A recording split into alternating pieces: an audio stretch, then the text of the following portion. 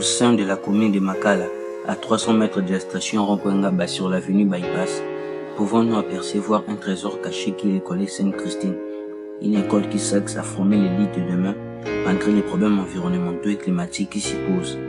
Elle est située en plein marché, près d'un parking et à 700 mètres de la rivière Kalam. Tous ces facteurs nous incitent à porter les choix de notre sujet sur insalubrité et pollution environnementale dans la commune de Makala, cas des environs du collège Sainte-Christine. En effet, ceux qui vendent des produits maraîchers biodégradables jettent leurs déchets sur le macadam. D'autres produits non biodégradables comme les bouteilles en plastique, les sachets, les tissus, etc. sont déposés sur la route.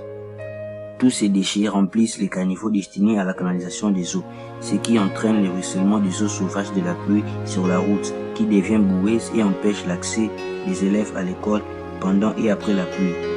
Et aussi, les bouteilles en plastique et les sachets transportés par les eaux de pluie se déposent dans la rivière Kalam, ce qui ne facilite pas son écoulement normal. La rivière finit par connaître la montée des eaux, rendant difficile la traversée des élèves qui habitent de l'autre rive pendant et après la pluie. La superposition des couches des sachets dans le sol empêche son aération et la pénétration de l'eau, nécessaire pour le développement harmonieux des plantes. Ainsi, le reboisement très utile pour la lutte contre le réchauffement climatique devient difficile à l'école et ses environs. Les constats amers car le marché n'est pas assaini. Les immondices qu'il produit ne sont pas des fois évacués à temps. En les entassant, elles vont dégager les odeurs nauséabondes qui polluent l'air et infectent les aliments vendus sans emballage, ce qui provoque l'intoxication alimentaire, source de plusieurs maladies. Pour répondre aux problèmes sus-évoqués, en se référant des objectifs de développement durable à ces numéros 12, 13, 14 et 15, nous proposons ce qui suit. Nous, Club Fikir et Sainte-Christine, devons sensibiliser les autorités du marché et les vendeurs à une gestion responsable des déchets. Nous allons trier les déchets, c'est-à-dire séparer les biodégradables et les non biodégradables. Les biodéchets peuvent être transformés en compost pour les cultures maraîchères le long de la rivière Kalam, voire site Kindibula, afin d'éviter l'usage des engrais chimiques produisant le protoxyde d'azote qui est un gaz à effet de serre. Les déchets non biodégradables peuvent être stockés, envoyés au recyclage ou d'autres traitements.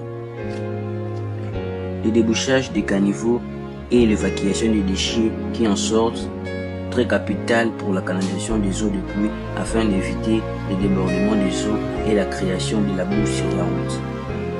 Planter les arbres de préférence fruitiers qui absorberaient le CO2 responsable numéro 1 du réchauffement climatique.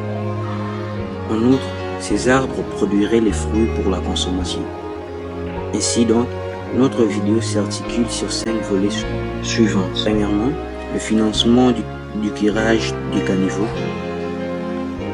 Placer les poubelles publiques séparant les déchets recyclables des déchets biodégradables.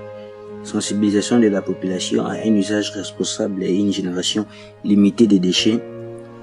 Étant donné que les quartiers où est localisée l'école souffrent de la pénurie d'eau, nous préconisons à l'école et aux maisons et centres commerciaux de la récupération d'eau de pluie par un système de gouttières, ce qui freinerait les érosions.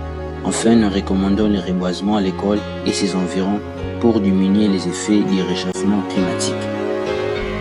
Notre première tâche sera exécutée avec succès lorsqu'il n'y aura plus des inondations et la boue dans le périmètre de l'école.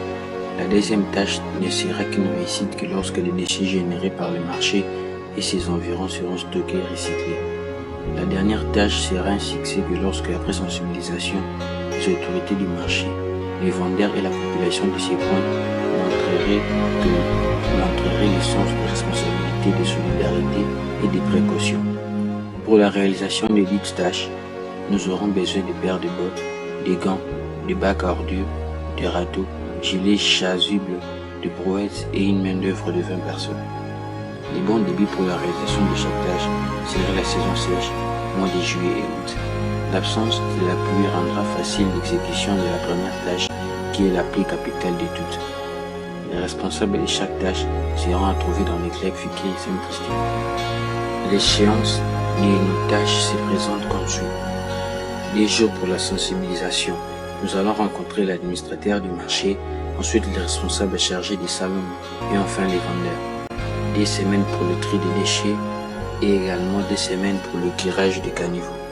5 équipes travailleront pour la mise en œuvre de la solution préconisée. La première équipe sera chargée de la supervision des tâches. Elle aura pour mission de contrôler et vérifier la réalisation de chaque tâche. La dite équipe sera dirigée par moi, Renedy Meziteka, président du club Fikiri Sainte-Christine et représentant du concours, et représentant du collège Sainte-Christine au concours Fikiri 23. La deuxième équipe sera chargée de l'exécution des tâches. Elle sera subdivisée en 3 sous-équipes. La première, dirigée par Kazalimu Tombo Jonathan, s'occupera du curage des caniveaux, tronçon Rompangaba et Entre-Rigini. La deuxième sera dirigée par Mfula Mfumu Mersin et Moussinga Kulubi Kilikras. Elle s'occupera du tri des déchets. Et la dernière, dirigée par Tanzenga Masata Gradi, s'assurera de la sensibilisation des vendeurs, des autorités du marché et de la population environnante. La troisième équipe assurera le suivi de la mise en œuvre de la solution. Elle sera dirigée par Bafine Elumbe Yedidia, vice-président du club Fikiri Sainte-Christine. La quatrième équipe assurera la communication autour de l'activité et elle sera dirigée par Karine Petumpeni Fred et Kirikampia Gloria. La cinquième et dernière équipe sera chargée de gérer les ressources matérielles et financières. Elle sera dirigée par Tonavangu Clémence et Enzuni Felvi.